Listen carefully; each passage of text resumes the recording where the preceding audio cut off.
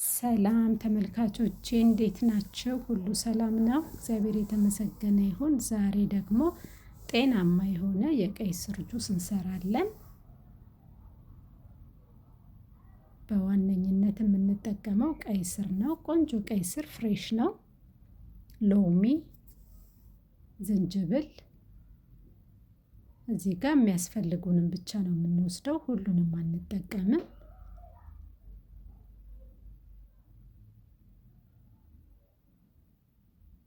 አንድ ቀይ ስር ነው የምጠቀመው።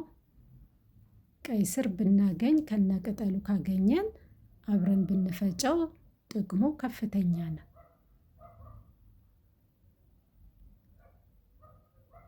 አሁን ቀይ ስራችንን ልጠን እንከታትፋለን። ቀይ ስር ለጤናችን ከፍተኛ የጤና ጥቅም አለው። ይኸውም በውስጡ ብዙ ንጥረ ነገሮችን ይዟል። እንደ ቫይታሚን፣ ማዕድን፣ አንቲኦክሲዳንት ነው። በፋይበር የበለፀገ ነው። ከቫይታሚኖች ውስጥ ቫይታሚን ሲ፣ ቫይታሚን ቢ፣ ቫይታሚን ቢ9፣ ከማዕድናቶች ውስጥ ደግሞ ፖታሲየምን፣ አይረንን፣ ማግኒዚየም፣ ዚንክ፣ ኮፐርን እና ሶዲየምን ይዞ እናገኛለን። የምግብ ባለሙያዎች ስለ ቀይ ስር ብዙ ጥቅሞችን ይነግሩናል። ከተወሰኑት ውስጥ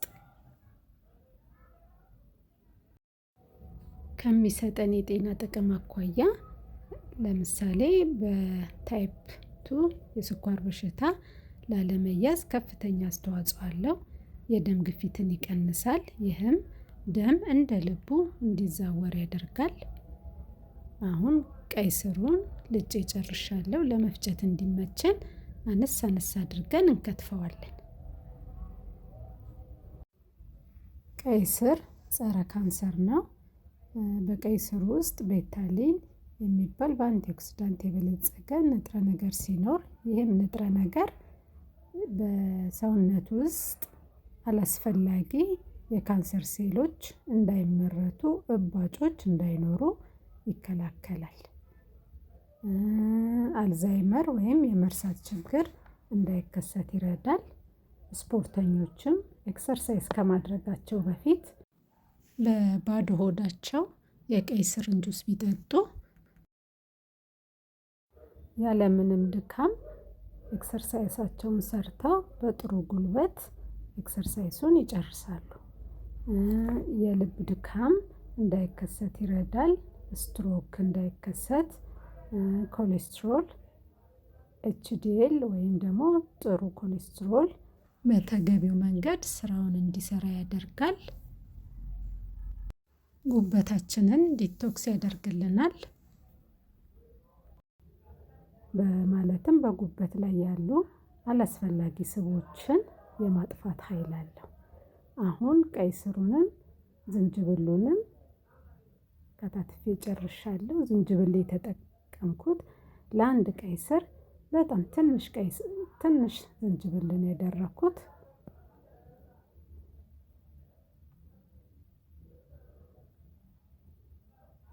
አሁን ቀረፋ አንዴ የሻይ ማንኪያ፣ ውሃ በዚህ ማግ አንድ ሙሉ ነው ያደረኩት። በጣምም እንዳይወፈር በጣምም እንዳይቀጥን ለመጠጣት እንዳያስቸግረን አድርገን እንፈጨዋለን።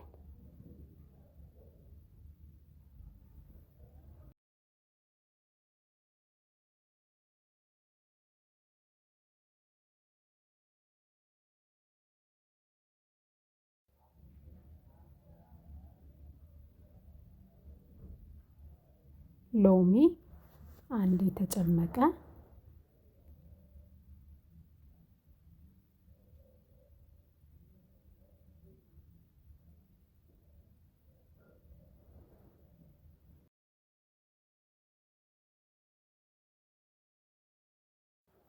ይኸው ቀይ ስሩን ፈጭተን ጨርሰናል። አሁን በዚህ ማጥለያ እናጠላዋለን። ጥሩ ነው የሆነው። አልቀጠንም፣ አልወፈረም። ለመጠጣት እንዲመቸን አድርገን ነው መፍጨት ያለብን። ይሄ ጭማቂውንም አንደፋውም። ከፈለግን እንደ ሰላጣ አድርገን ትንሽ ነጭ ሽንኩርት፣ ትንሽ ኦሊቭ ኦይል አድርገን በዳቦ ወይም በእንጀራ እንደ ሰላጣ እንመገበዋለን። ሌላው ደግሞ ከጤፍ ወይም ደግሞ ከስንዴም ከፍርኖ ዱቄት ጋርም ሊሆን ይችላል። አብኩተን ቂጣ ጋግረንም መጠቀም እንችላለን። አንደፋውም።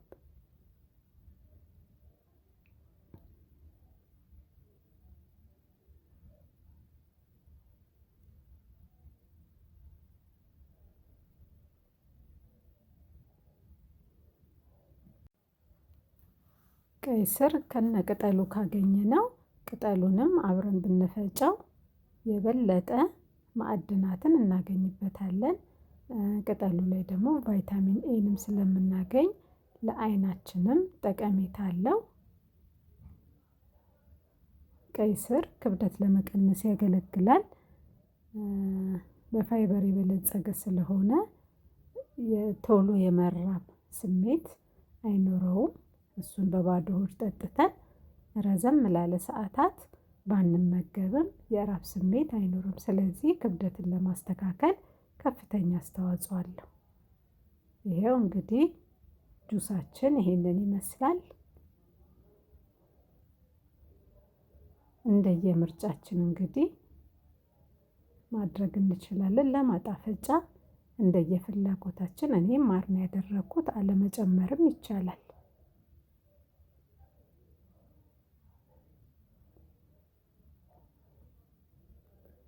ቀይ ስር ለሆድ ድርቀት፣ ለምግብ መፈጨት እንዲሁም ደግሞ የሆድ መነፋት እንዳይኖር ያደርጋል።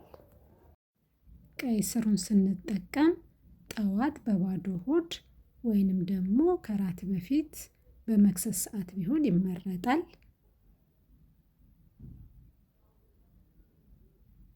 የቀይ ስር ጁስን መውሰድ የሌለባቸው ደግሞ የኩላሊት ጠጠር ያለባቸው፣ ለደም ግፊት ወይም ደግሞ ለስኳር፣ ለኮሌስትሮል የሚወስዱ መድሃኒት ካለ ከመውሰዳቸው በፊት ዶክተራቸውን ቢያማክሩ መልካም ነው።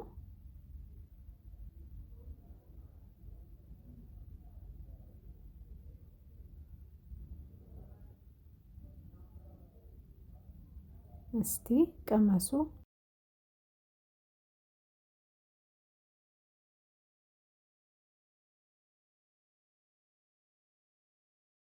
ቫይታሚን ሲን ስለያዘ ለቆዳ ውበት ጥሩ ነው።